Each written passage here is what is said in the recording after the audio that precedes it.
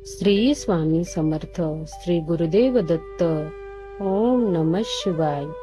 आजची ही शिवाची कथा तू हलक्यात घेऊ नकोस. आजची ही कथा तुला जीवनाचा अर्थ सांगून जाईल.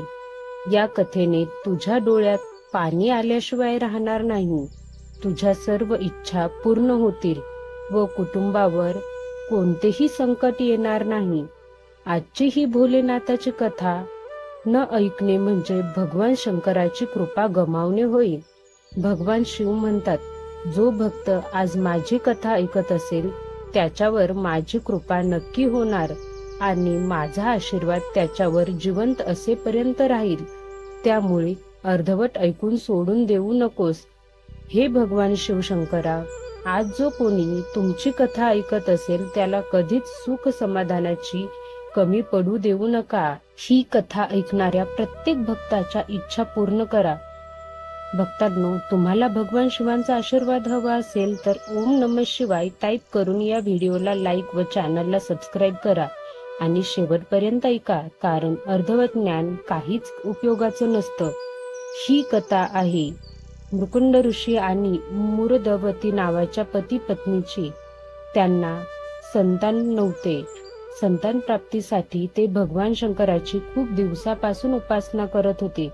त्यासाठी त्यांनी खूप कठीण परीक्षेचा सामना देखील केला होता. त्यांनी खूप मनापासून भगवान शंकराची उपासना केली होती आणि त्यांच्या या भक्तीचे फळ देण्यासाठी भगवान शंकर त्यांच्याजवळ प्रकट झाले व बोलले, मी तुमची भक्ती पाहून खुश झालो आहे. तुम्हाला काय वरदान हवे मला सांगा. त्यावर मरुदवती म्हणते, भगवान शंकरांना माझा शत शत प्रणाम. आमचे अहोभाग्य, आमच्या तपस्येचे सोनं झालं. भगवान, मला दुसरे काहीही नको आहे. मला फक्त एक संतान हवं आहे. त्यावर महादेव म्हणाले, ठीक आहे, मी तुला 2 पर्याय देतो. त्यातील तू कोणताही एक पर्याय निवड. त्यावर त्या पती पत्नीने एकमेकांकडे पाहिले आणि म्हणाले, हो भगवान, तुम्ही जे काही कराल ते योग्यच कराल. तेव्हा भगवान शंकर म्हणतात, तुम्हाला संतान प्राप्ती होईल, पण एक वेंधळट, अज्ञानी, डोक्याने कमी असणारे मूल जे दीर्घायुष्य असेल असे मूल असेल आणि दुसरं खूप ज्ञानी, दयावान, पण त्याचं आयुष्य केवळ 16 वर्षाचं असेल असं मूल. आता तुम्ही मला सांगा, तुम्हाला कसं मूल हवं आहे. तेव्हा ऋषीने विचार करून भगवान शंकरांना म्हणाले, मला दुसरं ज्ञानी मूल हवं आहे. त्यावर भगवान शिव तिथून त्यांना संतान प्राप्तीचा आशीर्वाद देऊन पर्वतामध्ये विलीन झाले व पुढे काही दिवसांनी मृकुंड ऋषी आणि मरुदवती यांना तेजस्वी असा पुत्र झाला. त्याचं नाव मार्कंडेय ठेवण्यात आलं. मार्कंडेय हा लहानपणापासून अत्यंत हुशार, बुद्धिवान, नम्र आणि शिवाची खूप जास्त भक्ती करत होता. त्याला जे काही ज्ञान दिलं जायचं ते तो खूप लवकर आत्मसात करायचा. तो वेद, योगशास्त्र खूप लवकर शिकला. मार्कंडेयाची महादेवावर अपार श्रद्धा होती. तो रोज शिवलिंगावर जलाभिषेक करत होता.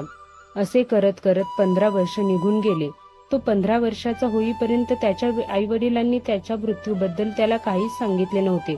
पण आता 16वे वर्ष लागले तेव्हा त्याच्या आईवडिलांची चिंता खूप वाढली. ते नेहमी अस्वस्थ राहू लागले. त्यांची अस्वस्थता पाहून मार्कंडेयाने विचारले, पिताश्री, मी खूप दिवस झाले पाहतो आहे, तुम्ही आणि माताश्री नेहमी अस्वस्थ असता, सारखं चिंतेत दिसता. काय झाले मला सांगा, मी काही मदत करू शकतो का. तुमची मार्कंडेयाचे हे शब्द ऐकून त्यांच्या माता पितांच्या डोळ्यात अश्रू आले व ते म्हणाले, बाळा, आम्ही तुझ्यापासून एक गोष्ट लपवून ठेवली आहे आणि आता ती तुला, असे म्हणत ते दोघे पण परत ढसाढसा रडू लागले. मार्कंडेयाने आपल्या माता पिताचे अश्रू पुसले व म्हणाला, रडू नका, काय झाले मला व्यवस्थित सांगा. त्यावर ऋषी म्हणाले, आम्ही संतान प्राप्तीसाठी खूप तपस्या केली आणि त्यानंतर भगवान शिवाच्या आशीर्वादाने तुझा जन्म झाला. पण हा आशीर्वाद देताना महादेवांनी 2 पर्याय दिले होते.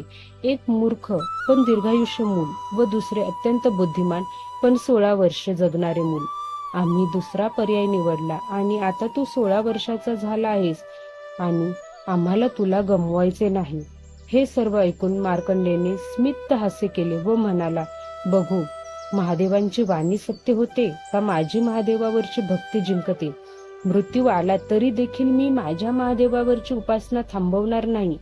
आणि तो रोज शिवाची न चुकता पूजा आरती मंत्र सर्व करत राहिला. असे करता करता 16व्या वर्षाचा शेवटचा तो दिवस आला आणि यमराज स्वतः मार्कंडेयचे प्राण घेण्यासाठी आले. ते मार्कंडेयला म्हणाले, बाळा, तुझे आयुष्य संपले आहे. आता तुला माझ्यासोबत यावे लागेल. पण मार्कंडेयने यमदेवतेकडे लक्ष न देता तो अधिक तीव्रतेने मंत्र बोलू लागला. ओम त्र्यंबकम यजामहि सुगंधिम पुष्टिवर्धनम उर्वारुकमिव बंधनान मृत्युमुक्षेमामृतात. त्यानंतर यमराजांनी दोर टाकून मार्कंडेयचा प्राण घेण्याचा प्रयत्न केला. पण मार्कंडेयने भगवान शिवाच्या शिवलिंगाला एवढी जास्त घट्ट मिठी मारली होती की तो दोर मार्कंडेयला लागून शिवलिंगाला लागला आणि शिवलिंग गदा गदा गदा हलले व त्यातून महादेव प्रकट झाले. ते अत्यंत क्रोधित आणि रौद्र रूपात होते. ते यमराजावर कोपले, म्हणाले, माझा भक्त शिवलिंगाला शरण गेला आहे आणि तू त्याला घेऊन जाऊ पाहतोस. भगवानांचं हे रौद्र रूप पाहून यमराजांनी हात जोडले, त्यांना क्षमा मागितली व भगवान शंकरांनी देखील यमराजांना क्षमा केली आणि म्हणाले, जो भक्त माझ्यावर अखंड श्रद्धा ठेवतो त्याला मृत्यू देखील स्पर्श करू शकत नाही. त्याला अकाल मृत्यू कधीच येणार नाही. व महादेवाने यमाला माफ करून मार्कंडेयला वरदान दिले, तू अमर राहशील व तुझं नाव चिरंजीवी म्हणून ओळखलं जाईल. मार्कंडेय आनंदित झाला. मार्कंडेयची ही भक्ती श्रद्धा पाहून त्याचे आई वडील देखील खूप खुश झाले व ते शिवाची भगवान महादेवाची नेहमी पूजा करत राहिले.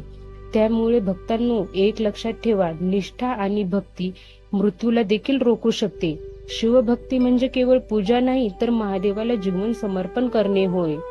ओम नमः शिवाय. श्री स्वामी समर्थ.